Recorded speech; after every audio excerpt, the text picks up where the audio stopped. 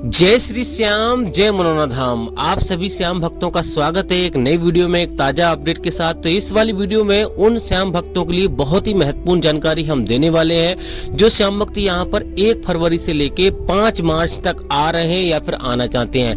जैसे कि महाराज जी अभी के टाइम पर बैठ रहे हैं, नहीं बैठ रहे हैं, और 1 फरवरी से लेके 5 मार्च के बीच में महाराज जी कब कब धाम पर बैठेंगे, कब कब धाम पर नहीं बैठेंगे। क्योंकि दोस्तों आप पहली बार आ रहे हो तो आपको यहाँ पर जानना जरूरी है। अगर आप पहले भी कई बार आ चुके हो तब भी आपको जानना जरूरी है, क्योंकि दोस्तों आप दूर दूर राज्यों से, अलग अलग शहरों से, दूर दूर से यहाँ पर आते हो। अगर आपको महाराज जी ना मिले और आपको यहाँ पर दर्शन ना हो तो आपका समय भी बर्बाद होगा, आपका पैसा भी बर्बाद होगा, आपको कोई भी फायदा नहीं होने वाला है। और दोस्तों इस वाली वीडियो में इसके साथ साथ और भी बहुत सारी महत्वपूर्ण जानकारी हम देने वाले हैं जो श्याम भक्त पहली बार आ रहे हैं। आखिर दोस्तों आपको ये यहाँ पर आना कैसे है, आखिर ये धाम पड़ता कहाँ पर है, कौन से इसके नजदीकी रेलवे स्टेशन है, अगर आप अपनी सवारी से आ रहे हो तो आपको कैसे आना है, ट्रेन से आ रहे हो तो आपको कैसे आना है, और कितना खर्चा यहाँ पर आ जाएगा एक व्यक्ति का। और दोस्तों यहाँ पर अगर आप आ रहे हो तो कितने दिन यहाँ पे आपको लग जाएंगे यहाँ पर आने के लिए। और दोस्तों यहाँ पर आप कहाँ पे आपको फ्री में ठहरना है, कहाँ पे आपको पैसा दे के ठहरना है, क्योंकि दोस्तों यहाँ पर जैसे कि मैंने आपको बताया लगभग 2-3 दिन का समय तो यहाँ पे लग ही जाएगा। तो यहाँ पर आपको ठहरना भी जरूरी है, होटल वगैरह कहाँ पे आपको मिलेगा, कितना खर्चा आएगा, खाने पीने का कितना खर्चा आएगा, और दोस्तों यहाँ पर आपको अर्जी कैसे लगानी है। क्योंकि दोस्तों पहली चीज आपको यही ध्यान रखनी है कि आपको अर्जी अगर ठीक प्रकार से आप लगा दोगे तो आपको यहाँ पे फायदा पहली बार में ही हो जाएगा।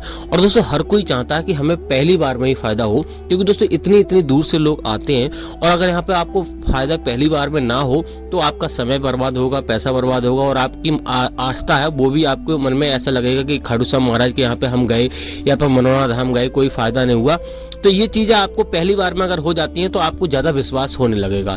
क्योंकि दोस्तों इस दुनिया में हर कोई चाहता है कि पहली बार में हमें जो भी समस्या है वो दूर हो जाए, और हर किसी के पास कुछ ना कुछ समस्याएं जरूर होती हैं, चाहे पैसे से संबंधित समझ लो, चाहे कोई मान लो घर में कोई कलेश हो रही है, आपका पारिवारिक समस्या है, या फिर आपको कोई बीमारी है। ज्यादा से ज्यादा लोग यहाँ पे बीमारी वाले आते हैं।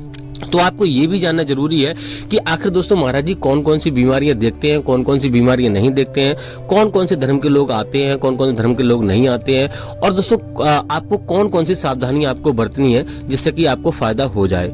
तो चलिए दोस्तों वीडियो को शुरू करते हैं। सबसे पहले जान लेते हैं आखिर दोस्तों ये धाम पड़ता कहाँ पर है। देखो दोस्तों ये उत्तर प्रदेश राज्य के बरेली जिला में पड़ता है, और गाँव का नाम है मनोना और तहसील का नाम है आंवला। तो आप किसी भी राज्य से, किसी भी शहर से, आप ट्रेन से आ रहे हो चाहे अपनी सवारी से आ रहे हो, किसी से भी आ रहे हो, तो आपको सबसे पहले आना होता है बरेली। बरेली आने के बाद आपको सीधा आना होता है आंवला। आंवला और बरेली की जो दूरी है लगभग 40 से 45 किलोमीटर की दूरी है। तो आराम से आप अगर ट्रेन से आना चाहते हो तो आपको लगभग 20 रुपये का किराया लगेगा। लेकिन दोस्तों ये आपको याद रखना है, ट्रेन यहाँ पे लोकल ट्रेन चलती है, तो हर समय आपको अवेलेबल नहीं मिल पाएगी, इस बात का भी विशेष ध्यान रखना है। अगर आप बस से आना चाहते हो, रोडवेज बस से आना चाहते हो, तो 80-90 रुपये का किराया लगेगा। और दोस्तों यहाँ पर अगर आप टैक्सी वगैरह से आना चाहते हो तो यहाँ पे आपको 500, 600, 1000 तक यहाँ पे ज़्यादा से ज़्यादा खर्चा आता है। वो डिपेंड करता है कितने लोग आपके साथ में हैं। तो आप किसी भी साधन से आ रहे हो, आराम से आपको यहाँ पे आंवला आ जाना है बरेली से। अब दोस्तों बात करते हैं यहाँ से आंवला से और मनोना धाम की दूरी कितनी है। यहाँ से लगभग 1-1.5 किलोमीटर की दूरी पर यह धाम पड़ता है। आराम से आप यहाँ पर आराम से ऑटो, ई रिक्शा आपको मिल जाएंगे। अगर आप यहाँ पे आंवला आ जाते हो तो आराम से यहाँ पे पहुँच जाओगे। लेकिन दोस्तों अब बात करते हैं कि यहाँ पर आपको कौन सी सावधानी आपको बरतनी है, कौन सी सावधानी आपको सबसे पहले नहीं बरतनी है। पहली बात तो आपको मीट मछली अगर आप खाते हो वो आपको नहीं खाना है। और दूसरी बात यह है कि यहाँ पर आपको 2 दिन का समय आपको लगभग लेके आना है कम से कम। और तीसरी बात यह है कि यहाँ आपके मन में ऐसा विचार बिल्कुल भी ना आए कि यहाँ पर हमारी मनोकामना पूरी होगी या नहीं होगी, यानी कि पूर्ण आस्था के साथ, पूर्ण विश्वास के साथ आपको आना है। और आपको ये बिल्कुल भी नहीं बोलना है कि खाटू श्याम महाराज हमारी ये विनती पूरी कर दो, हम ये भंडारा करेंगे या इतने पैसे चढ़ाएंगे या ये काम करेंगे, वो काम करेंगे।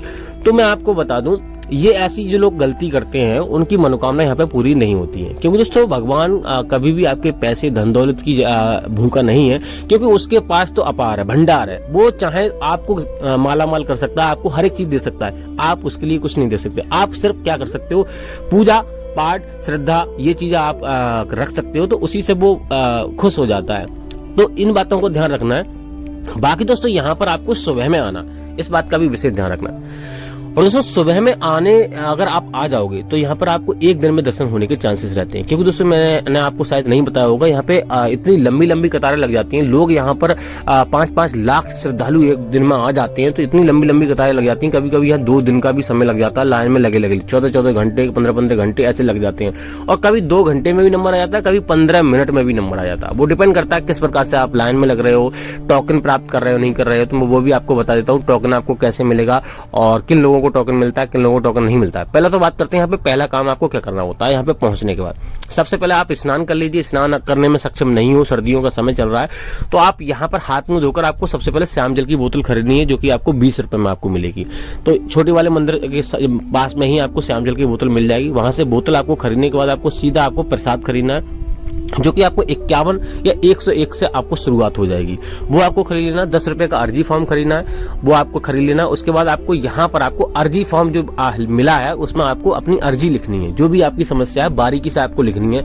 यहाँ पे आप देख सकते हो इस प्रकार से आपको श्याम जल की बोतल मिलेगी इस वाली दुकान से। तो आराम से यहाँ पे कभी कभी 2 लाइनें लगती हैं, कभी कभी भीड़ नहीं होती है। जब महाराज जी नहीं बैठते हैं तो भीड़ नहीं होती है। तो ये काम आपको कर लेना है। अर्जी आपको अर्जी फॉर्म में आपको लिखनी है। आपको समझ में नहीं आ रहा है तो दुकान वाले भैया से आपको लिखवा लेनी है। बाकी दोस्तों आपको 60 रुपए उसमें रखने होते हैं, 61 रुपए की अर्जी लगती है।